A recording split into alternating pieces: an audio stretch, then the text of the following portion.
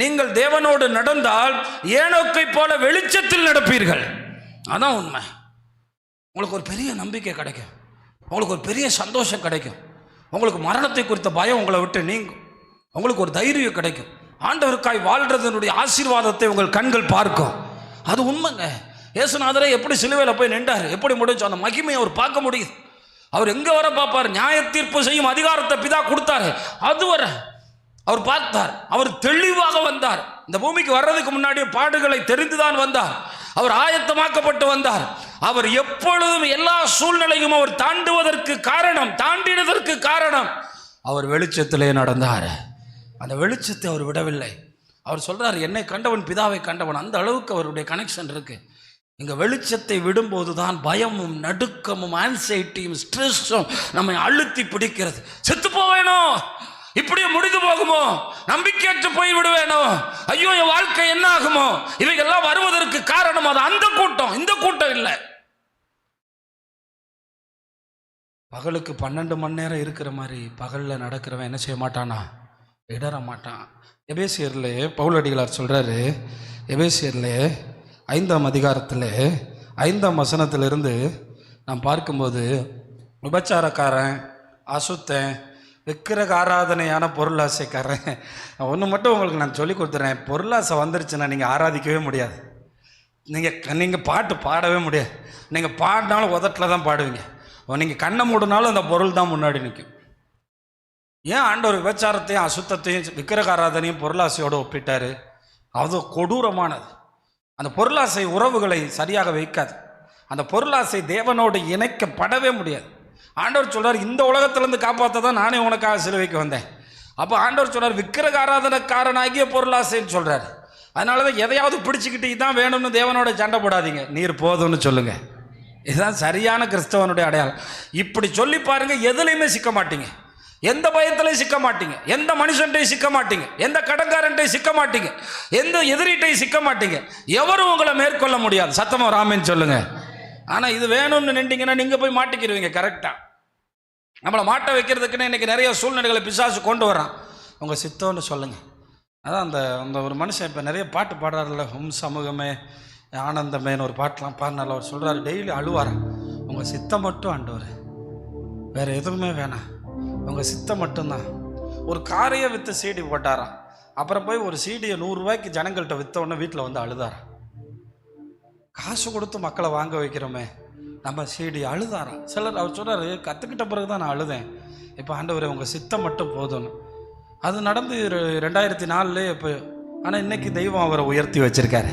அவர் பாட்டை எல்லாரும் பாடுறோம். ரொம்ப ஆச்சரியமாக இருக்குது, ரொம்ப ஆச்சரியமாக இருக்குது. ஏன்னா அவர் சித்தம் செய்யும்போது உயர்வு நம்ம தேட வேண்டியதில்லை, நம்மை சுற்றி அந்த வெளிச்சம் பிரகாசிக்கும்.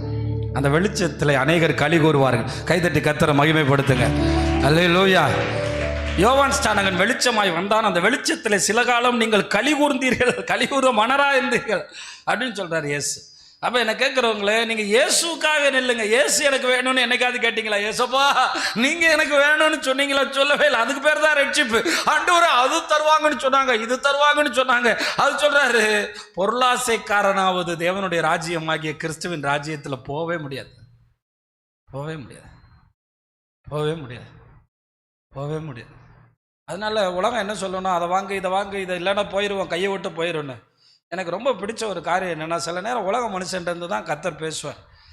நம்ம இன்றைய முதலமைச்சர் பதவி ஏற்ற உடனே எல்லாரும் சொன்னாங்க, ரஜினிகாந்துக்கு பொறாமை வந்துடுச்சு, எரிச்சல் வந்துடுச்சு, அதனால அவர் எந்த ரியாக்ஷனுமே காட்டலை, எந்த பதிலுமே சொல்லலை. உடனே ஒரு பேட்டிக்கு வந்தார். வந்து சொன்னார், எனக்கு எந்த பொறாமையும் இல்லை, அவர் ஜெயிச்சது எனக்கு சந்தோஷம் தான் அப்படின்னு சொல்லிட்டு அவர் போகும்போது ஒன்று சொன்னார், எனக்கு கிடைக்கிறது கிடைக்காம இருக்காது, எனக்கு கிடைக்காதது எனக்கு கிடைக்காது அப்படின்னு சொன்னார்.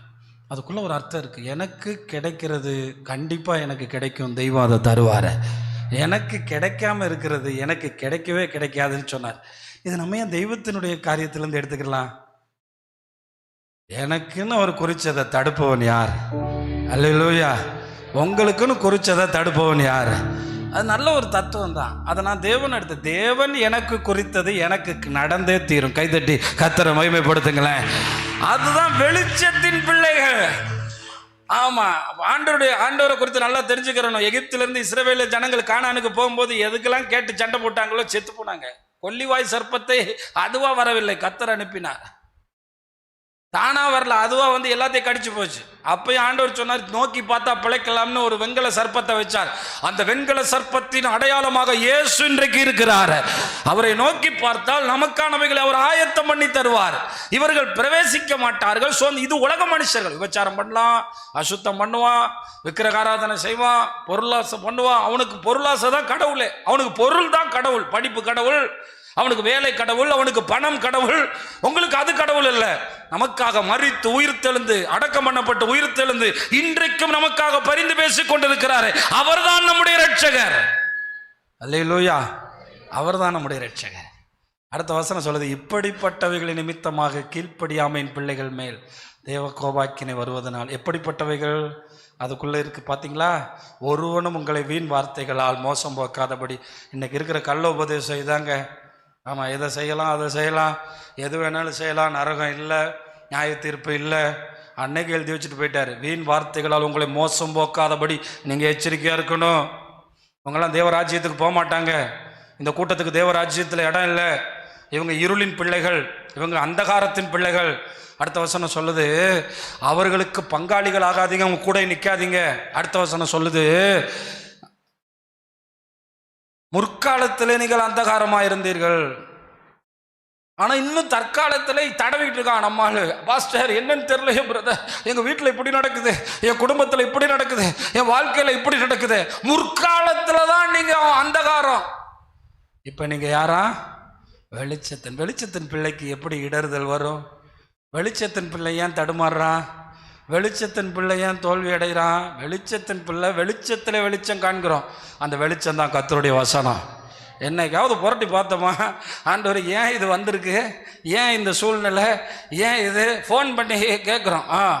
அதான் ஒரு மனுஷன் பெரிய தீர்க்கதரிசின்னு தன்னை அழைக்கப்பட்டவர் கடிதம் போட்டார், ஐயா என்னோட எதிர்காலம் என்னன்னு கேட்டு சொல்லுங்கன்னு. உன் எதிர்காலத்தையே தெரியாதவன் நீ எப்படிரா தீர்க்கதரிசியாக இருக்க முடியும்னு பதில் அனுப்புனாராம்.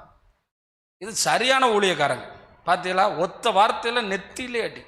உன் எதிர்காலமே தெரியாதவன் நீ எப்படிரா தீர்க்கதரிசியாக இருக்க முடியும்? ஆமாம், இது புஷ்பராஜ் ஐயா சொன்ன ஒரு சாட்சி. என்ன சொன்னார்னா, ஒருத்தர் தீர்க்கதரிசினே லெட்டர் போட்டிருக்கான், போட்டு அந்த மனுஷனே சொல்கிறான், என் தலையில் சம்மட்டி வச்சு அடித்த மாதிரி இருந்துச்சு. புரியுதா உங்களுக்கு? உன் எதிர்காலமே தெரியல, உன்னை பற்றினதே தெரியல, நீ ஊருக்கு தீர்க்க தரிசனம். ஆனால் இன்னைக்கு ஆண்டவர் சொல்கிறார், என் பிள்ளை தற்காலத்திலே இன்னும் இருளே நடக்குது. விக்கிரக ஆராதனையா, விபச்சாரக்காரனா, அசுத்தனா, பொருளாசக்காரனா வாழ்கிறானப்பா. அதனால தான் சொல்கிறார், வெளிச்சத்தின் பிள்ளைகளா நடந்து கொள்ளுங்கள். ஆமாம், உங்களுடைய பேச்சில் இயேசுவை பார்க்கணும், உங்களுடைய உண்மையில் இயேசுவை பார்க்கணும், உங்களோட கொடுக்கல் வாங்கலில் இயேசுவை பார்க்கணும், உங்களோட நடத்தையில் இயேசுவை பார்க்கணும்.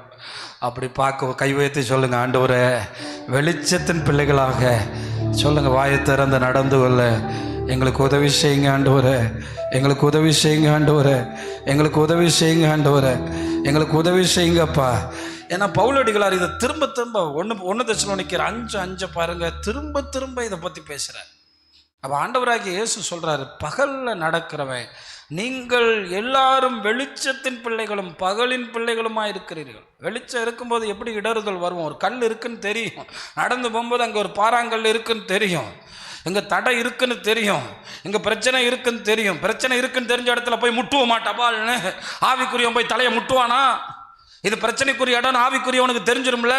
அதனால தான் சொல்றாரு, வெளிச்சத்தின் பிள்ளைகள் நாம் இரவுக்கும் இருளுக்கும் உள்ளானவர்கள் அல்லவே.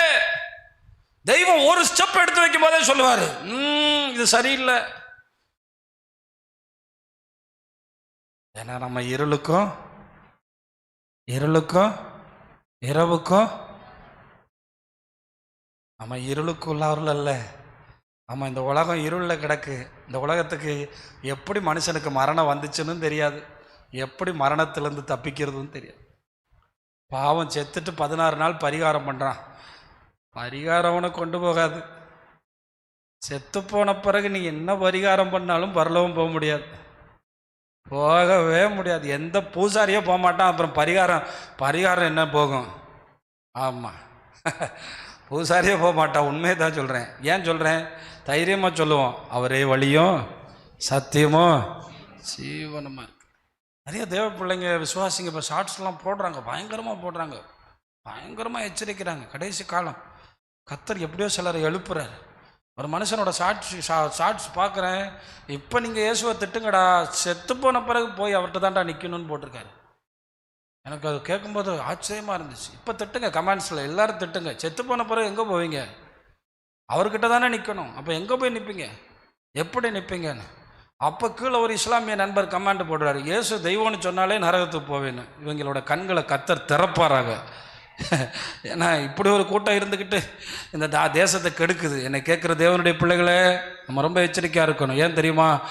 இயேசுதான் நீதியின் கதிரவர், எனக்காக உதயமானார் உலகத்திலே. இயேசுதான் நீதியின் கதிரவர், அப்படி சொல்ல, அவர் உனக்காக உதயமானார் உலகத்திலே. நம்பி வா, வெளிச்சம் தேடி வா. பாத்தீங்களா? நம்பி வா, வெளிச்சம் தேடி வா. உன் துக்க நாட்கள் இன்றோடு முடிந்தது, உன் துக்க நாட்கள் இன்றோடு முடிந்தது. கையை உயர்த்தி சொல்லுவோம், துன்பமா துன்பமா துயரமா அது தண்ணீர் பட்ட உடை போன்றதம்மா. துன்பமா துயரமா அது தண்ணீர் பட்ட உடை போன்றதமா. தெசலோனிக்கே பட்டணத்துக்கு பவுல் அடிக்கிறார்